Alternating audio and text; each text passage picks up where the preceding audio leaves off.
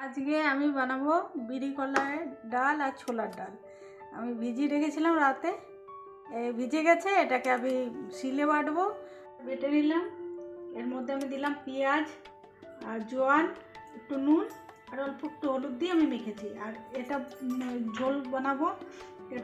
মশলা দেবো টমেটো, পেঁয়াজ, লঙ্কা, আদা, রসুন, জিরে। তেল গরম হয়ে গেছে, এবার বড়াটা ভাজবো। এই ছোট ছোট করে দিচ্ছি। বড়াটা ভাজা হয়ে গেল, উঠিয়ে নিলাম। দেখুন, একটু হলুদ দিলাম বলে রঙটা এলো। তেল গরম হয়ে গেছে, জিরে দিয়ে দিলাম।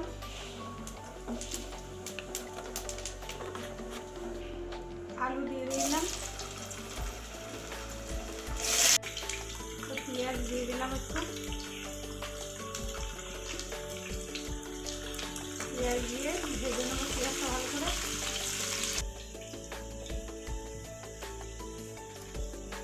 লবণ দিলাম, এক চামচ হলুদ দিলাম,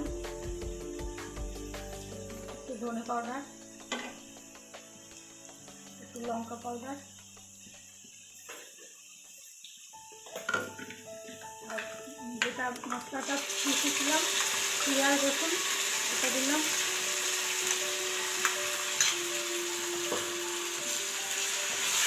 দিয়ে এটাকে কষাবো। ভাজা হয়ে গেল মশলা, এবার জল দেবো। জলটা বেশি দেবো, আর বড়াতে জল অনেক টানে।